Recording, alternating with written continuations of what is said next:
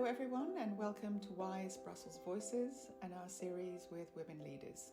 I'm Ilana Bet. I'm a member of Wise Brussels, that's Women in International Security, and I'm your host for this conversation with women who are leading and shaping the world in many ways and fields. This is our fourth edition of Women Leaders Shortcuts, the fourth week of examining the world of disorder. We're recording on Saturday the 4th of November, thus exactly 4 weeks since the horrendous attacks by Hamas on Israel on October 7th that started the awful war in Gaza. All eyes have been focused on these events, but the war in Ukraine has been intense throughout, with bombings of civilians continuing apace.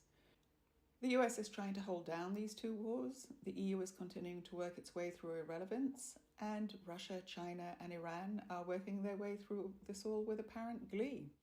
For some real insight into these and other issues of disorder, we have with us Oksana Antonenko, a renowned political analyst and advisor on risk and crisis, currently a fellow of the Schuman Centre at the European University Institute in Florence, and a veteran of the EBRD and controlled risks. Hi Oksana, and thanks so much for being here. Hi Lina, thank you very much for inviting me. Well, since our audience don't know you, can we start as ever with you giving a short introduction to yourself and your career? Well, it's very difficult to come up with a short introduction for my career, partly because it's been a long one, but also because it was quite diverse. So I think one key principle that I oftentimes actually tell when I meet with young women or people who are looking for their future careers, that I think we are living now in a world where it is very difficult to imagine someone starting their career in one place and staying their entire life. But I practiced that at a time when long careers in one field or one institution was still very much a norm.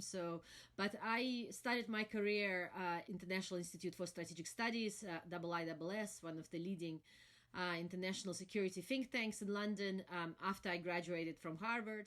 And maybe I have to start by saying that I was born in the Soviet Union. I was born and raised in Moscow during still the Soviet times. I went to university there. And then early on in early 1990s, I was involved together with Harvard University in advising on the first set of reforms which were implemented in Russia, which unfortunately were very short-lived. So I left Russia in 1993. Joined IISS in 96, spent 15 years working on a number of issues related to the East-West relations at a time when we had a lot of hope that, first of all, we can create a functioning European security architecture, that we can overcome the legacy of the Cold War, that we can solve conflicts and actually promote a transition to better governance and democracy. Looking now back at that period, of course, we all think that or I certainly think that it was a time of missed opportunities, but also a time when we didn't really put a lot of effort that was needed. And then after IISS, I moved back to the field of political economy. I was trained as a political economist, and I always wanted to work more in a political economy field. So I spent 5 years at the European Bank for Reconstruction and Development as a senior political counselor, advising the president and the board and the management on political economy issues related to some of the most challenging countries of operations at that time, Russia, Turkey. I also covered Central Europe and part of the South Caucasus. And after 5 years there, I then moved to the private sector, spent 5.5 years at Control Risks, which is a global political risk consultancy or global risk consultancy. I was covering more political and geopolitical risk, which was a fascinating time advising companies around the world throughout COVID crisis, and then of course war in Ukraine following Russia's full-scale invasion, and seeing all those issues of disorder that you mentioned and more of them through the eyes of the boardrooms. And it was really fascinating for me to really understand, in addition to my understanding how it is seen from governments and IFIs, how the business is looking at this. And for them, of course, increasingly, the geopolitical risks are the absolutely key and the most decisive factor that they take into account as they develop and craft their strategy for the future. Whoa, that is a very impressive career. I completely agree with you that it's very reflective of a modern career. I myself followed something similar, and it's much better to have, I think, somebody calls it having lots of eggs in your basket or balancing lots of plates or whatever. But as you say, the idea that nowadays you would start out in one place and end up in that same place 40 years later in a career is not really a very viable idea. But let us go back to disorder as opposed to success. What kind of week has it been? Who's had a good week and who's had a bad week? US, Russia, Israel, Hamas? Very busy week, hasn't it been? Well, I think it's very difficult in this time to think who actually had a good week, because I think we are now in a situation where, to go back to a famous phrase, everyone loses. And I think we are now walking towards the, in a race to the bottom in terms of our ability collectively as analysts, for example, to analyze and conceptualize where the world is going. I think we understand what the problems are, but there's very few solutions we can see. But also for governments and international actors, going back to your question, I think there's very, very few good ideas and capabilities to solve those multiple crises that we have at the same time.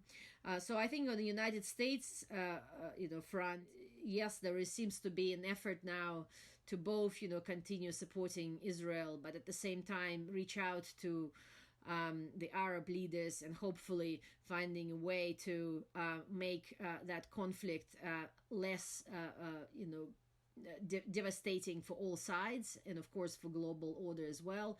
I think it's good that Secretary Blinken has finally also went into the region and met with Arab leaders, but so far we actually have not seen very much progress on the ground, with a very, very small signs that there could be maybe some diplomacy emerging, but the key issues related to the release of hostages, of course, the key priority, as well as, of course, the addressing the humanitarian problems in Gaza. Both of those issues have not yet been tackled effectively this week.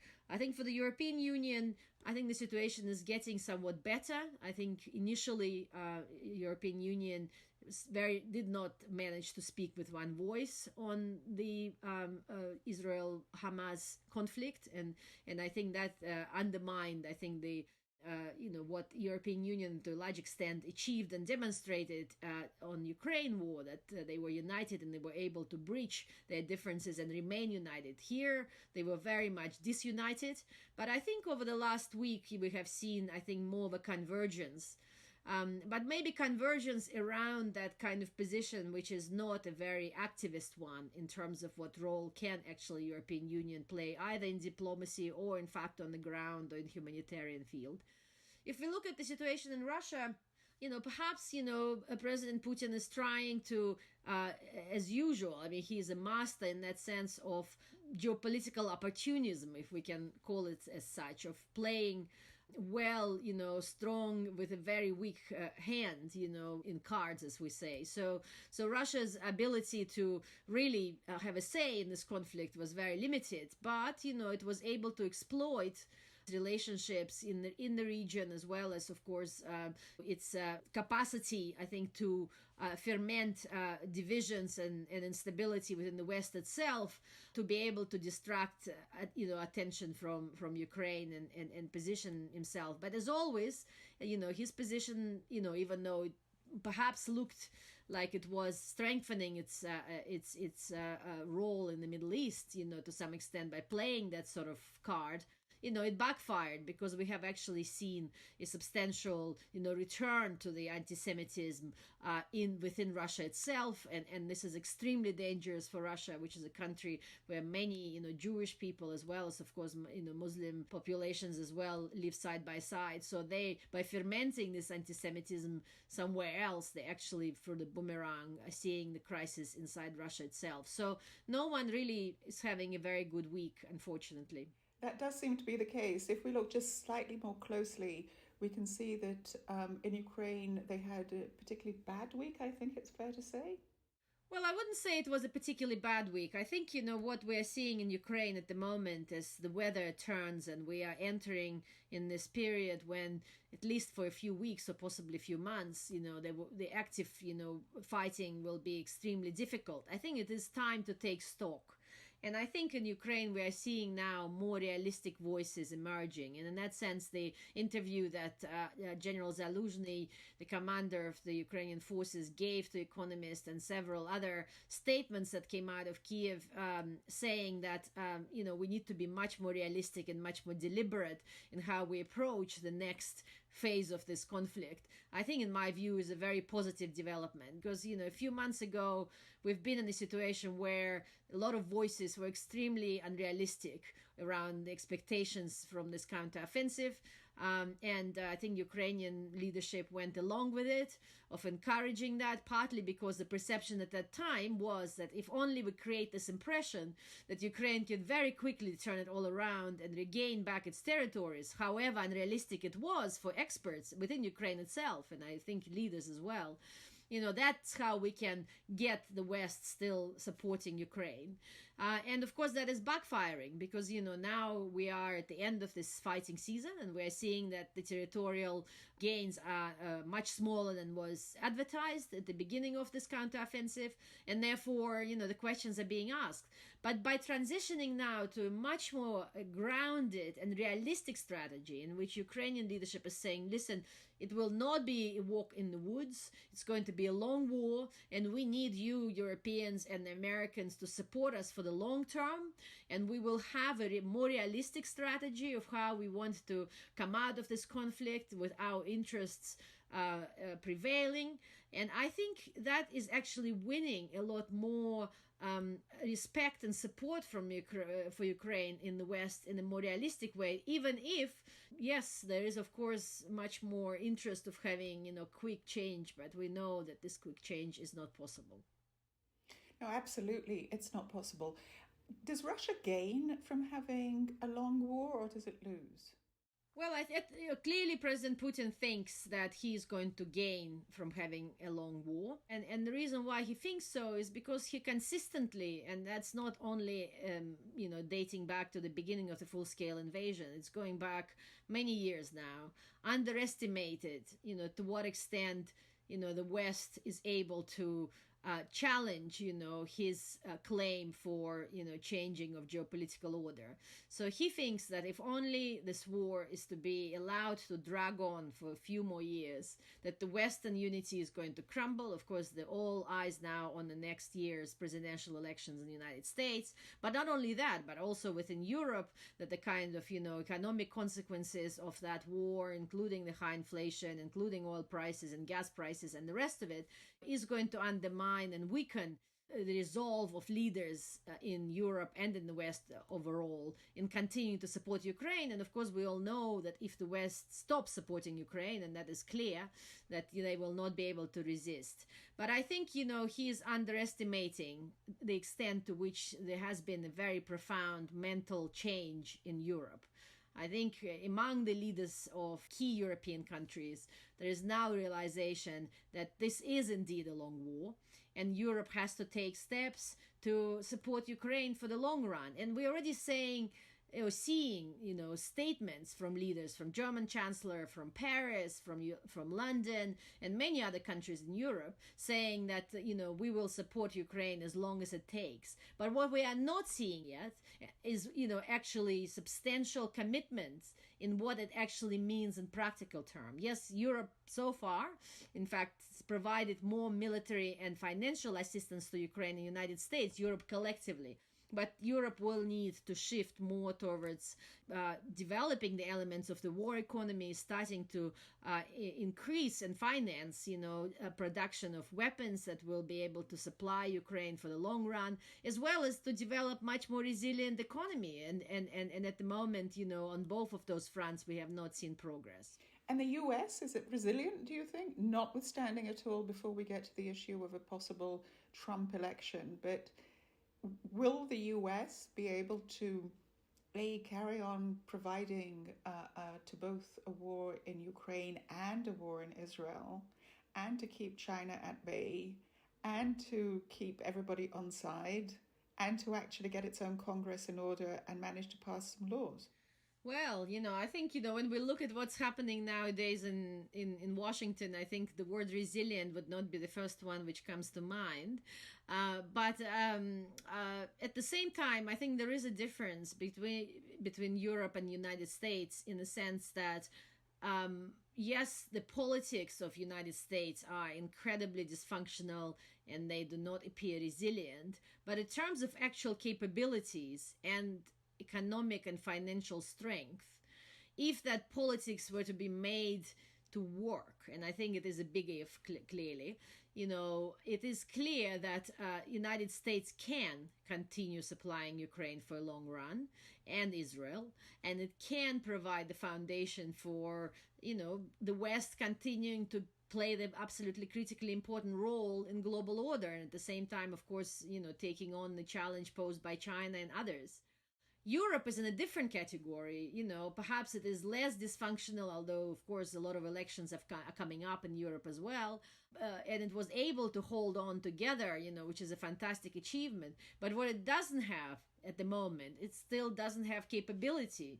And its economy so far has not been growing, fast enough. I mean, we've seen recession in Germany. In that sense, it's a different kind of challenge to resilience. But in the United States, I think, we are, of course, extremely worried whether the Biden administration will be able to develop functional and effective relationship with Congress through the next few months, absolutely critically important months, that they have to continue supporting Israel and they have to play a much more activist role in the Middle East and kind of balance all that in terms of making sure that the war between Israel and Hamas doesn't spill over in the region.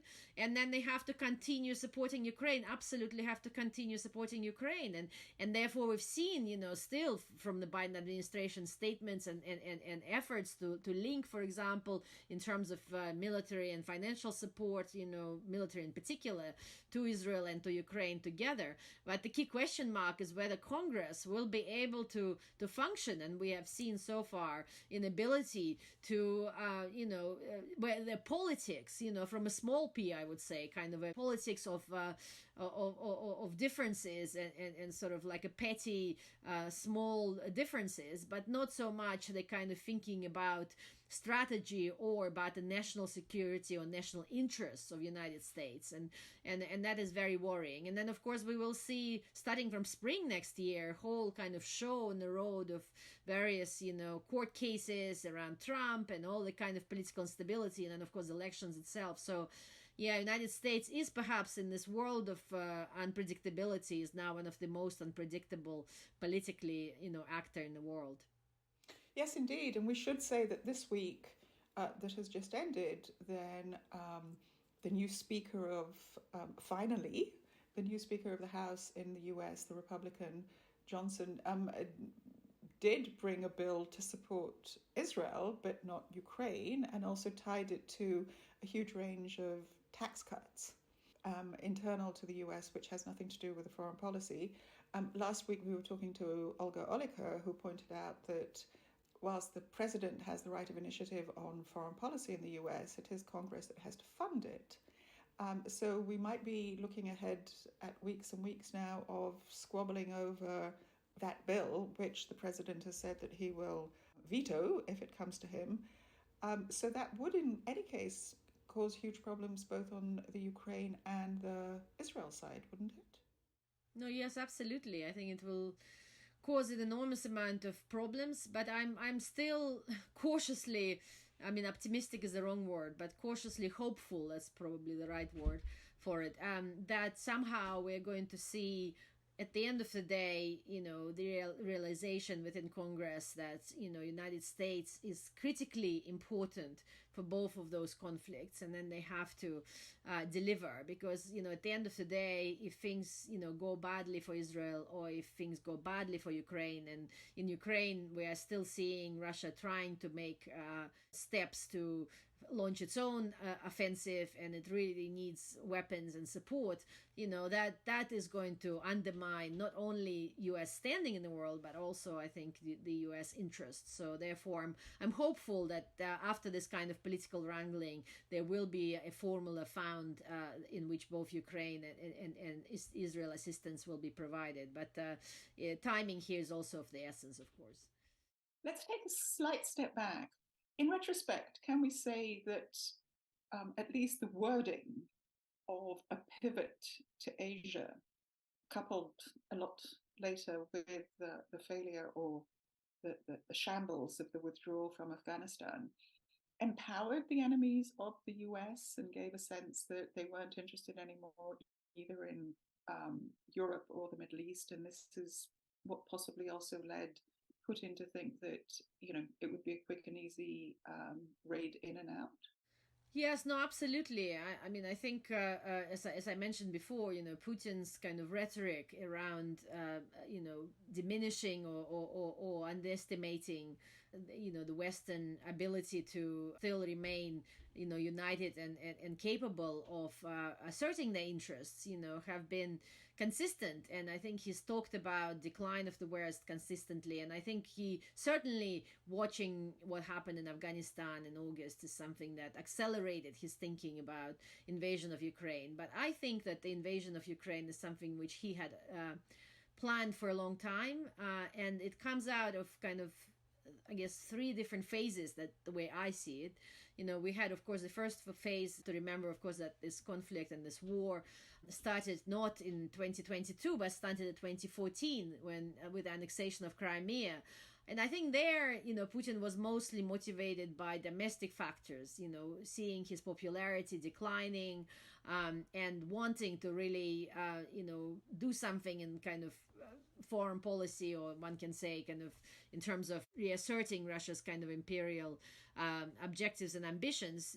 And in fact, he succeeded, because by staging this annexation in a way that it was done with a very little cost to Russia at that time, it just delivered an extraordinary reversal of his political fortunes. It went from him being at the lowest ever in his time since 2000 approval ratings to, going from 60s to more than 80s, approval ratings. So he had succeeded in that. Then there was a second phase. The second phase started in 2022 when he clearly thought that he will be able to stage this blitzkrieg and be able to quickly take control over entire Ukraine, mostly motivated by then presenting it as a kind of fait accompli for the West to be able to negotiate a new bargain. And you remember very well that he put forward all these preconditions, all these demands on the European security issues, such as NATO pulling out to its 1997 borders, to U.S. withdrawing its forces and nuclear weapons from Europe. All of those demands that he harbored for a long time, and he was hoping that this blitzkrieg will deliver him this kind of strong arguments in negotiations with the West. But now I think we are in the third phase, and of course Ukrainians have demonstrated, proven him wrong, profoundly wrong, that they were able to effectively defend themselves and not deny him the possibility of victory in Ukraine. So he lost that second phase. But now we're in the third phase, where I think he is certainly, from his perspective, fighting a proxy war with the West. He is no longer interested in territorial gains in Ukraine. Yes, he has annexed it, but, it is not what exercises him. What he really is at the moment trying to achieve. He is in the proxy war with the West. He wants to see the West kind of, crumble in terms of their support for Ukraine. And therefore, him projecting Russia, which is, of course, if you look at the objective terms, it is weaker economically, it is weaker from the point of view of its global role and profile. But in this new world of disorder, this new world of kind of changing geopolitical picture, to kind of use that fact that he thinks that he could win this proxy war with the West and force the West to back down from Ukraine, to then assert his role as one of the powers in this new multipolar world. And I think he's misjudging it, because I don't think he's going to prevail. But I think we need to bear that in mind when we think about, can we actually stop this war quickly? Can we achieve something which oftentimes being called peace for territory, whereby, giving him just a little bit more territory, maybe, for Ukrainians to then negotiate for peace. He is not interested in territory anymore. What he wants to achieve is, in his mind, kind of humiliation and crumbling of the West in their kind of support for Ukraine, and him emerging as a victor. And I think Europe in particular, but the West as a whole, need to do everything possible not to allow that to happen, because that could actually lead to a much more profound long-term challenges for European security beyond what we are seeing in Ukraine today. Absolutely, I think you couldn't have put it better. And can we therefore look and see that he's getting a lot of help in his ambitions, in that the war over the past month, the war in the Middle East has completely overtaken in public interest the war in Ukraine. That's very much serving his interests. What about China and Iran? Are they backing him, or are they just happy to watch him lead chaos and also benefit from it after? Well, I think we are in the situation now that not only China and Iran, I mean, clearly Iran has emerged as a very important practical backer of Putin, one of the few countries that are supplying, directly supplying very important military assistance to Russia's, war effort in Ukraine. So it's basically Iran and North Korea. China has been so far much more cautious, because clearly for China, the key sort of peer and key calculation strategically is still about the United States. It's been very, very cautious not to cross the red lines. Of course, it's still supporting, Putin, and it is in China's interest how they see it, how President Xi sees it.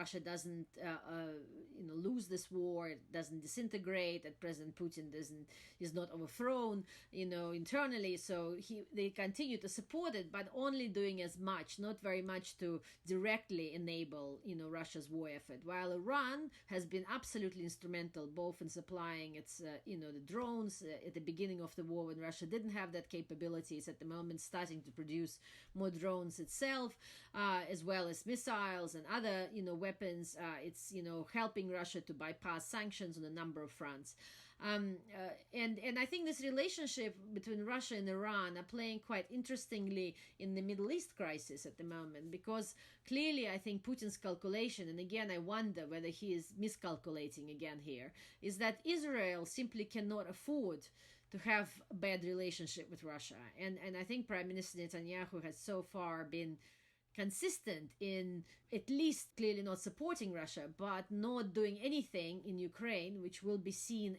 as significantly undermining, Russia's interest there. So it has not supplied very advanced weapons to Ukraine, has not provided as much intelligence as, could have been provided, etc., etc. And I think, this calculation in Moscow now is that because Russia and Iran are now increasingly closer, that it will be in Israel's interest to sort of pull Russia away from Iran, and therefore it cannot afford to completely burn its bridges, and therefore Russia can afford to basically concentrate all its efforts at the moment in supporting Hamas, or in all but name. It's clearly giving Hamas a lot of legitimacy at a time when everyone in the world are no longer prepared to engage with Hamas on anything after this horrific, terrorist attack that they staged in Israel. But Russia is still engaging with Hamas with a hope that they will be able to win opportunistically more support in the Arab world, and therefore more assistance to Russia, both in terms of selling its oil, both in terms of bringing investment in, and of course also preventing the North Caucasus regions in Russia that continue to engage with the Muslim world more broadly from being destabilized from the outside. So in that sense, that's the kind of calculation. But I think it's a miscalculation, because I think that just like in Europe, there has been a very fundamental change in their perception of Russia, that there is no longer assumption that if you talk more to Russia, make more concessions to Russia, that somehow Russia will be moderate and constrain itself. There is no longer that assumption. And I think we will see repetition of that situation in the Middle East, where Israel has now seen what Russia's role is. And we're seeing how Russia is also now enabling anti-Semitism, and fermenting it, in many parts of the world. And therefore, I think the relationship will suffer very fundamentally going forward. And we perhaps can expect that Israel will be supporting Ukraine more overtly and more effectively going forward. But, we're yet to see how this conflict is going to evolve. And the final point to say that, China-Russia relationship, of course, is extremely important. But I think we also have to understand that China has not been particularly happy about the fact that Putin has started the war, which he is not able to win, that Russia is at the moment, undermining the basis for its long-term economic stability. But it's also being able to very effectively exploit this increasing dependency that Russia has on China, to be able to secure more cheaper and longer term contracts on oil, to be able to, access important Russian technologies in the military field, but also having access to, I guess, Russian, uranium and other things that China wants from Russia. So it is not a relationship which is, one of a strategic alliance, but it is a relationship, of course, where, China is the absolute winner of this increasing dependency of Russia on China. Whoa. It is a world of disorder, isn't it? It is, absolutely. But an interesting world to observe, I guess, for all of us who are, trying to make sense of global politics at the moment. Absolutely. I couldn't find it a more interesting period than this, it has to be said. I would also add two small points. One of them is precisely as you suggested on the Israel-Russia relationship. There is rumor that President Zelensky will visit Israel next week. So we'll have to see if that happens. That would definitely not make people in Moscow very happy, that's for sure. But also what we haven't talked about, and I doubt we have very much time, but nonetheless, two words. There is one other major supporter of Hamas.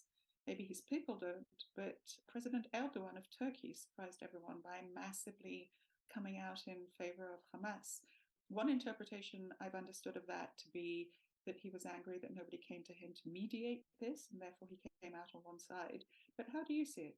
Yes, I agree here. I mean, I think, President Erdogan at the moment is particularly keen to position Turkey as a kind of mediator in chief, so to speak, globally, and was hoping to achieve that role in the Middle East. And I think it would have been natural to think that Turkey should play that role, if only for himself, for President Erdogan, he would have not ruined relationships consistently with all the key parties to this mediation, starting from Egypt at the beginning, following, of course, the arrival of President Sisi and the departure of Muslim Brotherhood. Then, of course, with Israel, where this relationship has never been repaired, even though it's, at one point the Turkish-Israel relations were extremely close. Even with the Palestinians, I think, he hasn't really appeared at the moment as a key and stable partner. So in that sense, it's very difficult to see how Turkey can play a role. And of course, at the moment, with the rhetoric that coming out of Ankara, it is not making it more likely to be chosen as a mediator by trying to take sides. Because one of the key important features and requirements for mediator is that mediator is staying in the shadow. It is enabling by hard work behind the scenes, progress to be made. And I think, what President Erdogan has in his mind, that he's going to be key person in the front of it, is not how mediation works. And I think the similar situation, of course, on Ukraine, where he did play a very, very effective and important role, for example, in supporting the grain deal. And here Turkey did play behind the scenes and enabled some of those talks to take place. But again, going forward, the only way Turkey can play that role, if it is going to be able to play effective role on both sides, not to actually see that as a kind of key raison d'etre of its foreign policy. Because mediation is a hard work and sometimes not a very grateful one, because those intractable conflicts, are very hard to solve. They are indeed, and as ever we come back to Europe, in which would appear to be, probably under most circumstances, it would have been logical that it would have been a logical mediator in the region, but as ever it's not capable. If you think that its main achievement is speaking in one voice, then you're not really going to be a very, very high-flying player. Oksana, thank you so very, very much for absolutely fascinating tour de table conversation. And thank you very much. Thank you. I'm really great to talk to you, and hopefully next week will bring us a little bit more reasons for optimism. Absolutely. And that's a wrap on this episode of Wise Brussels Voices. Thank you so much, Oksana. We'd also like to thank our technical team at Free Range Productions. Keep listening to our conversations and support us with a subscription on your podcast platform. Leave us a 5-star on Apple Podcasts and Spotify. And of course, add to the conversation with your comments. We're on all media as Wise Brussels, so reach out on Twitter, Facebook, LinkedIn, Instagram, and even TikTok. Learn more about Wise Brussels on our website, wise-brussels.org. I'm Ilana Bet with my friend and producer Florence, and we'll be back very soon with another great conversation.